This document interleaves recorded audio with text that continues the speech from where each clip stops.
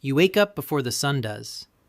Frost has formed on the inside of your tent because your breath froze against the wool sometime in the night while you were too exhausted to wipe it away. Your fingers ache before you have even moved them. This is not Syria. This is not the warm stone courtyard you grew up walking barefoot across. This is the edge of the known world, and somebody decided you would be the one standing on it. For close to 2,000 years, this was not a dramatic reenactment. It was Tuesday.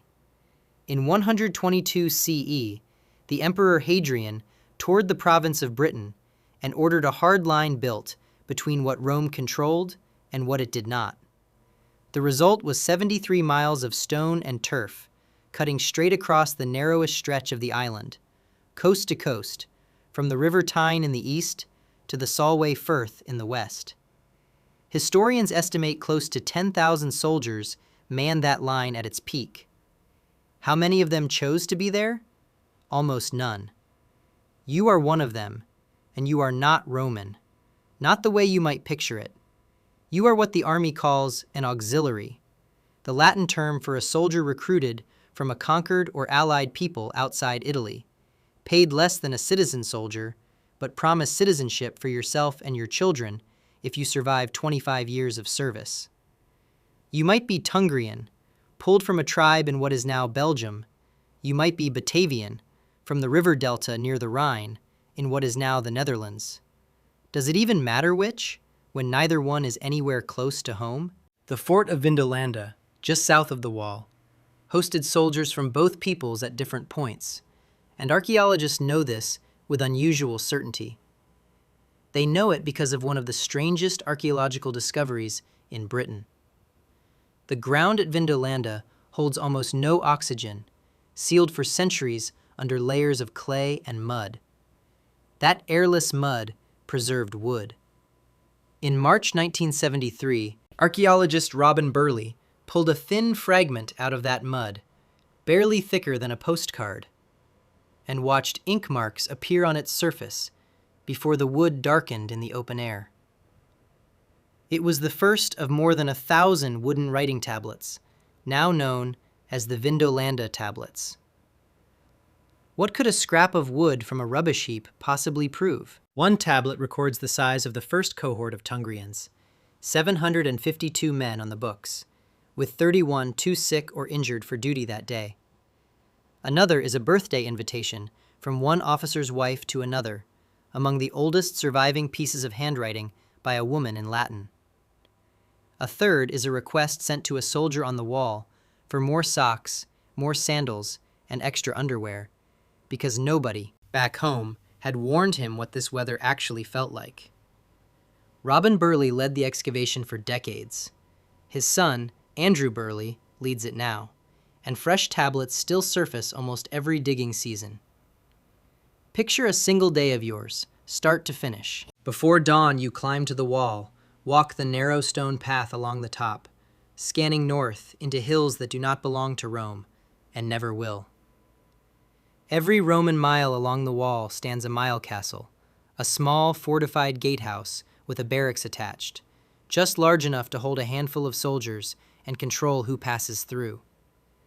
Between each mile castle stand 2 turrets, small stone watchtowers, close enough that a signal fire lit on one can be seen from the next.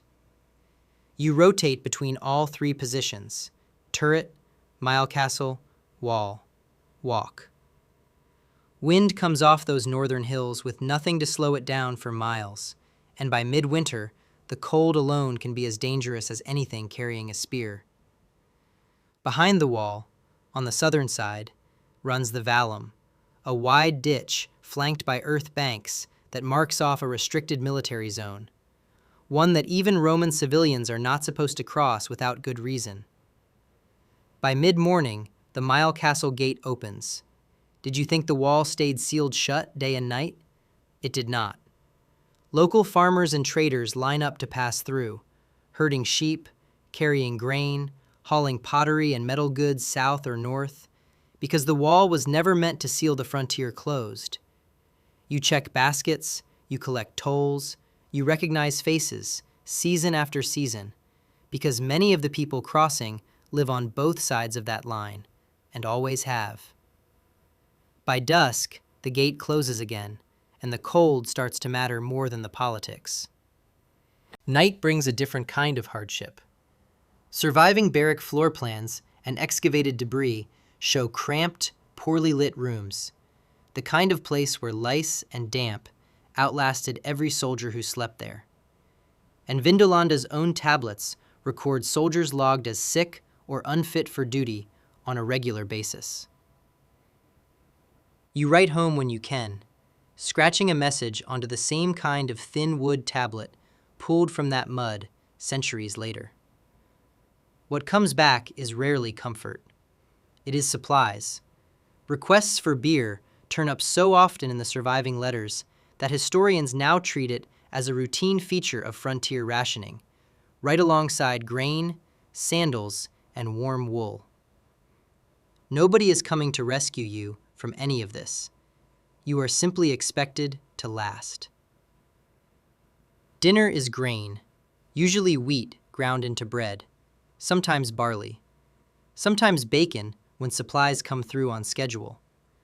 Broken storage jars found along the wall, large clay amphorae once used to ship liquid goods across the empire, show that wine and olive oil reached you too, hauled from hundreds of miles south. None of it tastes like home. All of it is better than starving. Here's the part that should not make sense and does. David Breeze, one of the most cited historians of Hadrian's Wall, has spent decades building a case alongside fellow archaeologist Brian Dobson that this wall was never really built as a fighting platform. Then what was 73 miles of stone actually for? Look at the gates alone. Breeze and Dobson have pointed out that crossing points were so frequent along the wall that a trader rarely had to walk more than half a mile to find one open. 73 miles could not have held a continuous manned line against a real invasion. There were never enough soldiers to stand shoulder to shoulder along all of it. What the wall did, every single day, was something quieter and stranger. It controlled who moved, when, and under what conditions. It taxed the goods crossing in both directions. It functioned less like a war machine and more like an enormous, permanent customs checkpoint stretched across an entire country, deciding who got counted and who got charged. And the soldiers enforcing that control were rarely Roman in any sense their commanders back in Italy would have recognized. Syrian archers from the Hamian cohort were stationed at the fort of Carvoran, a few miles down the wall. Their presence still proven today by stone altars dedicated to their own gods, gods with names like the Syrian goddess, carved into the local rock by men 1,700 miles from Hama, the Syrian city they came from. Belgian infantry stood watch beside them. Soldiers from the Rhine Delta guarded a frontier that had nothing to do with where they were born. The empire's hardest edge was kept by people who were, by blood, almost exactly the kind of outsider the wall claimed to define itself against. Is that irony? Or is that simply how every frontier actually works? Because it still does today. Walk up to almost any modern border crossing, and the officer checking passports is rarely the only kind of native citizen people imagine when they picture that country. Border posts the world over are staffed disproportionately by recent arrivals. People hired specifically because the state needs enforcement, not ancestry. The wall on a map is the political idea. The person standing at the gate is always more complicated than the idea allows. Hadrian's Wall has been a UNESCO World Heritage Site since 1987. The people walking its surviving stretches today along the modern Hadrian's Wall path are tracing the same 73 miles you once patrolled in the dark. Would you even recognize it? Only now they carry water bottles instead of ration packs, and they choose the cold. 20 years after Hadrian first ordered this wall built, Rome tried moving the frontier further north, building the Antonine Wall across what is now central Scotland. Within roughly a generation, that newer wall was abandoned, and the army marched back to the line you are standing on right now. Even an empire at its height could not permanently decide exactly where its own edge belonged. Roman Britain ended in the early 5th century, less than 300 years after the first stone of this wall was laid. The wall did not end with it.